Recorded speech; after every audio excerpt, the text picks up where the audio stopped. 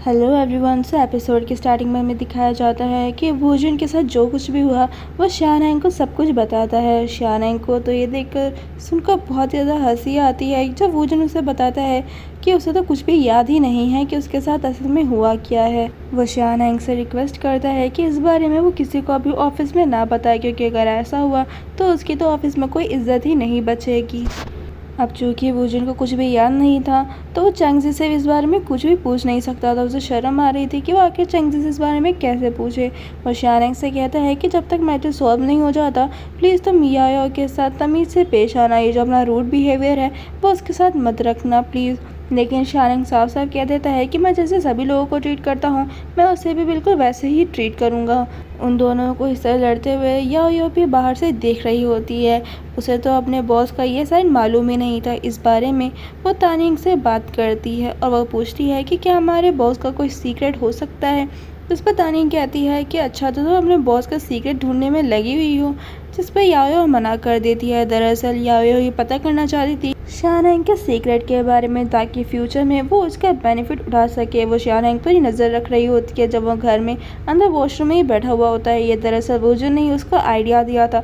1.5 घंटा पूरा हो चुका था और वॉशरूम से जब वो बाहर आता है तब पहले से ही याओ ने उसके लिए कुछ तैयारी कर रखी थी ताकि वो जब वो दोबारा वॉशरूम में जाता है तब टॉयलेट सीट के ऊपर फेदर से उसे सीट कवर कर दी थी ताकि उसे बैठने में ईजी हो सके। बाहर जाकर शानैंग उससे इस बारे में पूछता है तो याओ कहती है कि मुझे मालूम है चल क्या है कि आपको कॉन्स्टिपेशन की प्रॉब्लम है, इसी वजह से तो आप 1.5 घंटे तक वॉशरूम में बैठे रहते हैं ना। शानैंग तो एकदम शौक हो जाता है कि उसे ऐसे लगता है कि मुझे कॉन्स्टिपेशन हो रखा है, जिस पर याओ कहती है कि ये बिल्कुल नॉर्मल सी बात है, आप इतना ज़्यादा हार्ड वर्क करते हैं तो इससे ये हो सकता है। लेकिन शानैंग उसको स्टूपिड बोलकर वहाँ से चला जाता है। लेकिन याओ कहाँ हार मानने वाली थी। वो पूरी तरीके से डिसाइड करके बैठी थी कि आज वो पूरी रात शानैंग पर नज़र रखेगी। वो अपने रूम के डोर को थोड़ा सा खोलकर बैठ जाती है ताकि शानैंग जब रूम से बाहर आए तब उसे पता चल जाए। और आधी रात में शानैंग तैयार होकर बाहर जाने के लिए निकल जाता है। दरअसल वो जॉगिंग करने के लिए बाहर जा रहा था और याओ ने देख लिया था, इसीलिए वो उसका पीछा करते हुए वो भी जॉगिंग करते हुए उसके पीछे पीछे जाती है। लेकिन शानैंग क्योंकि इतनी तेज़ दौड़ रहा था जिस वजह से याओ बहुत ही ज़्यादा थक गई थी। लेकिन तभी उसके सामने शानैंग आकर खड़ा हो जाता है क्योंकि उसे पता चल गया था कि याओ उसे फॉलो कर रही है। वो इससे उसका रीज़न पूछता है तब याओ उसे बताती है कि मैं बस अपने आप को फिट रखने के लिए दौड़ रही थी। लेकिन शानैंग उसे कह देता है कि तुम मेरी पर्सनल लाइफ में इंटरफेयर करना बंद कर दो, तो मेरी प्राइवेसी को इंटरफेयर कर रही हो। इसीलिए वो उस वहाँ से जाने लगता है। लेकिन तभी पीछे से याओ कहती है कि मैं सब कुछ इसलिए कर रही हूँ ताकि आप मुझसे अपसेट ना हों और मुझे कुछ काम दें, मुझे कुछ केसेस में इन्वॉल्व करें ताकि मैं कुछ सीख सकूँ। लेकिन आप मुझे हर चीज़ से दूर रखते हैं, ये बात मुझे अच्छी नहीं लगती। ये बात सुनकर शानैंग उसे कल के होने वाले शूजन के केस में इन्वॉल्व कर लेता है, जिसकी वजह से याओ बहुत ज़्यादा खुश हो जाती है। नेक्स्ट डे वो पूरी तरीके से प्रिपेयर्ड थी क्योंकि उससे उसके क्लाइंट मिलने आने वाले। जैसे ही वो क्लाइंट से मिलने आती है तब याओ सरप्राइज हो गई थी क्योंकि कोई और नहीं बल्कि एक्ट्रेस बीजिंग थी जिसकी वो बहुत ही बड़ी फ़ैन थी। दरअसल वो अपने हस्बैंड से डिवोर्स लेना चाहती थी, लेकिन क्योंकि उसने पहले ही से प्री एग्रीमेंट साइन कर रखा था जिसकी वजह से उसका हस्बैंड प्रॉपर्टी पर कोई भी राइट नहीं था। लेकिन बीजिंग का कहना यह था कि आज अगर उसका हस्बैंड शूजन इतनी तरक्की कर रहा है तो वो सिर्फ मेरी वजह से है, क्योंकि मैंने ही उसके लिए क्लाइंट्स ढूंढ कर लेकर आती थी। उसकी एंटरटेनमेंट कंपनी के लिए इन्वेस्टर भी वही लेकर आती थी। लेकिन शानैंग को इस सुनने में बिल्कुल भी इंटरेस्ट नहीं था। वो वहाँ से चला जाता है ये कहकर कि जो बाकी डिटेल्स है वह मेरी असिस्टेंट यानी कि याओ को कह दो। याओ जब उन्हें बाहर तक छोड़ने के लिए जाती है तो वो उनसे कहती है कि मैं आपकी बहुत बड़ी फ़ैन हूँ। भाई को भी ये सुनकर बहुत ही ज़्यादा अच्छा लगता है। दरअसल वो अपनी कुछ बातें उससे कहना चाहती थी, लेकिन इससे क्योंकि याओ के पास टाइम नहीं था तो वो सारी बातें नहीं सुनती। वहीं याओ शानैंग के पास जाती है, उनसे कहती है कि आपको इतना रूड बिहेव नहीं रखना चाहिए था, जिस पर शानैंग उसे समझाता है कि हमारा काम सिर्फ प्रोफेशनली उनसे डील करना है, उनकी किसी भी चीज़ को पर्सनली हमें नहीं लेना और हमारी टाइम की भी एक वैल्यू है और हमारे टाइम के बदले ही वो हमें पैसे देती है। घर जाने के बाद याओ पूरे टेरेस को बहुत ही अच्छी तरीके से डेकोरेट करती है ताकि वो वहाँ बैठकर इस केस पर रिसर्च कर सकें। जब वो इस केस पर रिसर्च कर रही होती है तब उसे कुछ चीज़ें समझ में नहीं आती कि वो कहाँ से स्टार्ट करे। तभी शानैंग घर में आ जाता है और वो उनकी हेल्प लेना चाहती थी, लेकिन शानैंग साफ साफ मना कर देता है कि अभी मैं घर पर हूँ और तुम्हारा बॉस नहीं हूँ, तो फिलहाल मुझसे इस बारे में कोई भी बात मत करो। और फिर ये कहकर वो अंदर चला जाता है। उसके जाने के बाद याओ स्नैक्स बना रही थी, वो भी गुनगुनाते हुए। अब जैसे ही वो गाना गा रही होती है कि तभी शानैंग को नींद आने लग जाती है। तो इसी बात से उसे क्लिक होता है उसके माइंड में कि जब जब याओ गाना गाती है तब तब उसे नींद आती है, यानी ये सब कुछ याओ के खाना बनाते हुए गुनगुनाने से होता है। और इसीलिए वो बाहर जाकर तुरंत ही याओ को कहता है कि तुम अभी इस तरह का गाना मत गाओ, पहले मेरा थोड़ा काम हो जाए, उसके बाद तुम मेरे लिए स्नैक्स बना देना और तभी इस तरीके से गाना गाना। तब याओ तो इस चीज़ से परेशान हो जाती है कि अब मुझे गाना भी इसी के अकॉर्डिंग पड़ेगा, लेकिन अब क्योंकि वो बॉस थे तो उसे करना तो पड़ेगा ही। अब बॉस के कहने पर ही वो गाना गाने लग जाती है, जिसकी वजह से उसे नींद आ जाती है। लेकिन क्योंकि शानैंग ने कुछ खाया नहीं था तब उसे आधी रात में उसकी आँख खुल भी जाती है, जिस वजह से उसे काफ़ी ज़्यादा भूख लग रही थी। तो याओ ने जो उसके लिए खाना बनाया था वो उसे खाने लगता है, लेकिन उन खाने की हर डिश पर भी उसने पैसे रखे हुए थे ताकि वो अपनी जो पेनल्टी फ़ीस है उसमें डिडक्ट हो सके। खाना उसे बहुत ही ज़्यादा अच्छा लगता है। तभी शानैंग अपने रूम में जाते हुए देखता है कि याओ इसी केस पर रिसर्च कर रही है और वो रिसर्च करते करते ही सो गई है। तब वो डिसाइड करता है कि वो याओ की हेल्प करेगा। वो याओ को उठाकर उसे कहता है कि बाहर आओ, मुझे तुमसे कुछ ज़रूरी बात करनी है। अब बेचारी याओ को लगता है कि उसे फिर से काम करने के लिए बुला रहा है, तो उसे कहता है कि आपको इस तरह रात को मुझे नहीं उठाना चाहिए, अभी मैं आपकी एम्प्लॉय नहीं हूँ। लेकिन शानैंग उससे कहता है कि तुम अभी जो चाहो वो मुझसे पूछ सकती है इस केस से रिलेटेड। तो यही सुनकर याओ बहुत ज़्यादा खुश हो जाती है और वो उससे अपनी सारी प्रॉब्लम्स पूछ लेती है, जिस पर शानैंग उसकी पूरी हेल्प भी करता है। वो सिर्फ उसे एक रास्ता दिखाता है, लेकिन उसे बता देता है कि मैंने जो तुम्हें आइडिया दिया है तुम्हें इस पर खुद ही काम करना होगा, मैं सिर्फ तुम्हें गाइड कर सकता हूँ, बाकी डेस्टिनी से तुम्हें खुद ही पहुंचना होगा, जिसके लिए याओ अभी मान जाती है। वहीं पर ही हम वूजन और चैंगजी को देखते हैं, जहाँ पर वूजन चैंगजी के लिए एक पेट डॉग लेकर आया था। अब क्योंकि वो डॉग काफ़ी एक्सपेंसिव लग रहा था तो चैंगजी मना कर देती है ये लेने से, लेकिन वूजन कहता है कि उसे फ्री में मिला है क्योंकि इसका जो मालिक है वो फॉरेन में शिफ्ट हो रहा है, इसी वजह से मैं तुम्हारे लिए ये लेकर आया हूँ। दरअसल वूजन चैंगजी से उस रात के बारे में पूछना चाहता था, लेकिन तभी शानैंग उसे अपने कॉल करके बुला लेता है कि मुझे तुमसे कुछ ज़रूरी बात करनी है, अगर तुम नहीं आए तो फिर तुम्हारे लिए अच्छा नहीं होगा। अब क्योंकि उसने वूजन को धमकी देकर बुलाया था और वूजन को जाना ही पड़ता। वहीं चैंगजी को भी कुछ काम था, इसीलिए वो उसको वहाँ से भेज देती है। वूजन जैसे ही पहुँचता है तभी शानैंग उसे बताता है कि मुझे कल रात को नींद आ गई थी। अब ये बात सुनते ही वूजन का तो मुँह देखने लायक होता है, क्योंकि उसे बहुत गुस्सा आ रहा था कि उसने बस ये बताने के लिए वो उसे ऑफिस में यहाँ पर उसने बुलाया था, लेकिन फिर उसके बाद में वो कहता है कि मैं तुम्हारा पार्टनर हूँ, कोई लवर नहीं जो तुम मुझे सिर्फ ये बुलाने के लिए तुमने मुझे यहाँ पर बुलाया है। तभी याओ ऑफिस में आती है कैबिन में, लेकिन उसे लगता है वूजन को कि वो याओ को बाहर भेज देगा, लेकिन उसने तो वूजन को ही बाहर भेज दिया था। तो इसे काफ़ी ज़्यादा सस्पिशियस सा लगता है, क्योंकि आज से पहले शानैंग ने कभी भी इस तरह का बिहेव नहीं किया था। वूजन उससे याओ के बारे में पूछता है कि क्या वो अब तुम्हें सही लगने लग गया, मतलब क्या वो तुम्हारे असिस्टेंट बनने के लायक है। तो इसे वो हाँ भर देता है, क्योंकि याओ ने वाकई में इस केस पर काफ़ी अच्छे तरीके से काम किया था। इस पर शानैंग उससे काफ़ी ज़्यादा इम्प्रेस हो, ये देखकर वूजन को भी अच्छा लग रहा था। नेक्स्ट डे बाई शिंगमिंग वापस से उन दोनों से मिलने के लिए आती है, क्योंकि वो अभी केस फाइल करना चाहती थी, लेकिन शानैंग उसे बताता है कि अभी केस फाइल करने से कुछ नहीं होगा, उसे ज़्यादा प्रॉफिट नहीं होगा। वो उसे 1 महीना वेट करने के लिए कहता है, लेकिन बाई अभी फाइल करना चाहती थी केस, इसीलिए शानैंग को भी मानना पड़ता है। वो सारी डिटेल्स याओ को बताने के लिए बोल देता है, लेकिन दरअसल बाई याओ से बात करना चाहती थी। तब याओ क्योंकि उससे कह देती है कि आप जो चाहो मुझसे बात कर सकते, हम दोनों की बातें हमारे बीच में ही रहेगी। दरअसल बाई अपनी पर्सनल फीलिंग उसे शेयर करना चाहती थी, क्योंकि उसने इतने टाइम से काफ़ी ज़्यादा वो लोनली फील कर रही थी। वो उसे बताती है कि जब उसने पहली बार शूजन को देखा था वो किस तरीके से उनकी मुलाकात हुई थी। दरअसल शूजन उस टाइम पर उसे इस इंडस्ट्री में कोई भी नहीं जानता था। हम दोनों की जिस तरह मुलाकात हुई, धीरे धीरे हम दोनों के बीच में प्यार होने लगा था और शूजन ने मुझे बहुत ही जल्दी प्रपोज़ कर लिया था। लेकिन जब उसने मुझे प्रपोज़ किया था तब उसकी पिक्चर हमारी वायरल हो चुकी थी। जिस वजह से मुझे काम मिलना मुश्किल हो गया था। और बाद में मुझे पता चला था कि वो पिक्चर्स लीक किसी और ने नहीं बल्कि शूजन ने ही करवाई थी। दरअसल वो सिर्फ मेरा फ़ायदा उठा रहा था ताकि उसे इंडस्ट्री में काम मिल सके, उसे और भी इन्वेस्टर मिल सके उसकी कंपनी को। ये बातें सुनकर यायो को बाई के लिए बहुत ही ज़्यादा बुरा लगता है। वो उसके लिए काफ़ी ज़्यादा इमोशनल फील करने लग जाती है। उसे याद आता है अपनी बड़ी सिस्टर चेंगजी के बारे में, क्योंकि वो भी पहले शादीशुदा ही थी। असल में उसके हस्बैंड ने भी उसे चीट किया था। ये सब याद करते हुए वो अपनी सिस्टर चेंगजी को कॉल करती है, क्योंकि वो उसे आज बहुत ही ज़्यादा मिस कर रही थी। वो उससे कहती है कि मुझे आपके साथ अम्यूज़मेंट पार्क जाना है, नेक्स्ट वीक मैं आपके लिए टिकट बुक करके रखूँगी। और चेंगजी भी इसके लिए मान जाती है।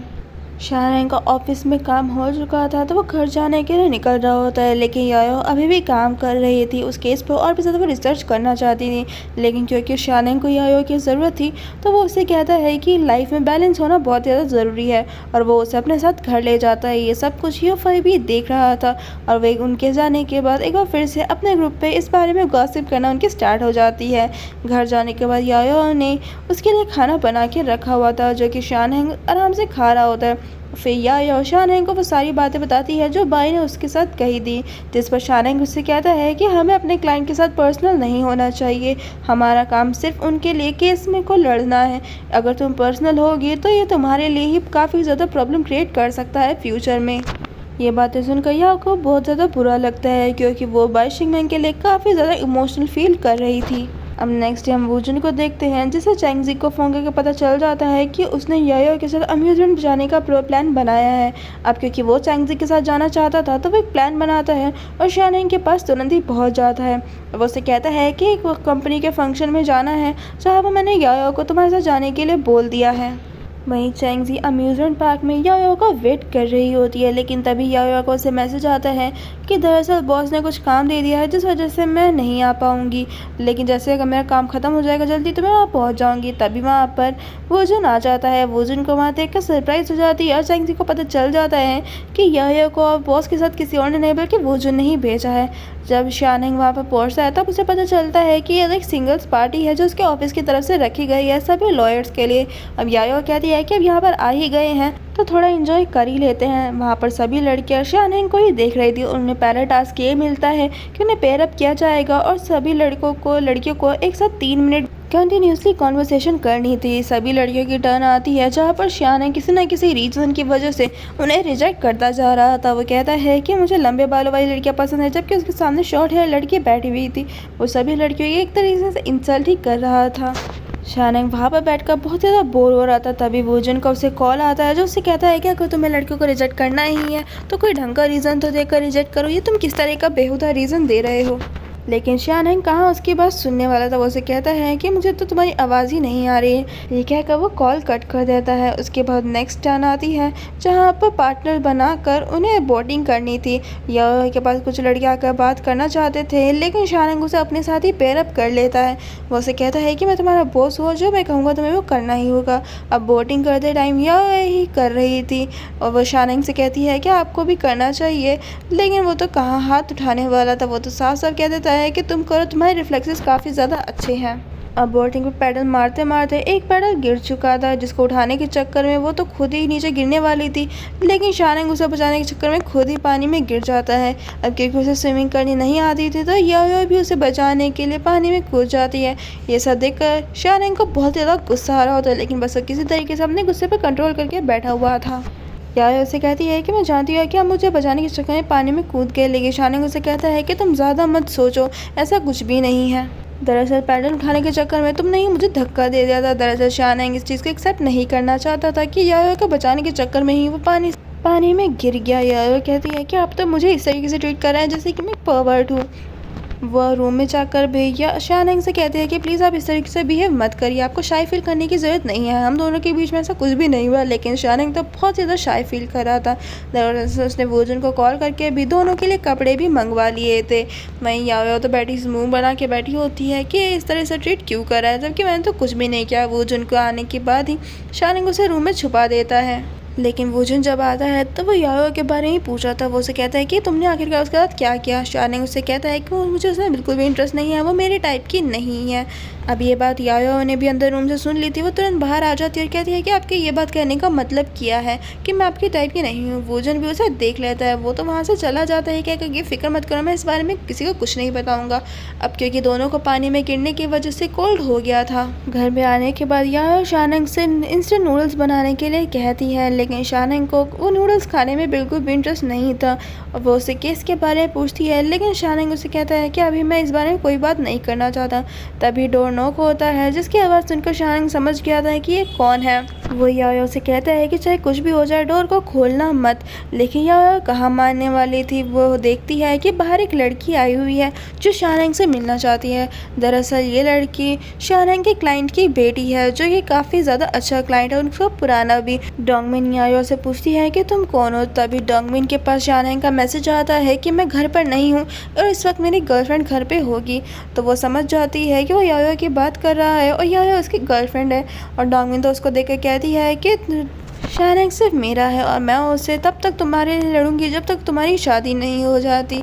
दरअसल तो समझ में नहीं आता कि किस बारे में बात कर रही है।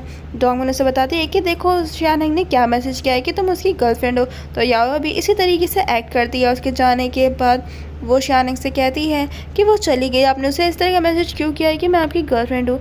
जिस पर शानैंग उसे कहता है क्योंकि मुझे मालूम था कि चाहे कुछ भी हो जाए तुम दरवाज़ा खोल ही लोगी।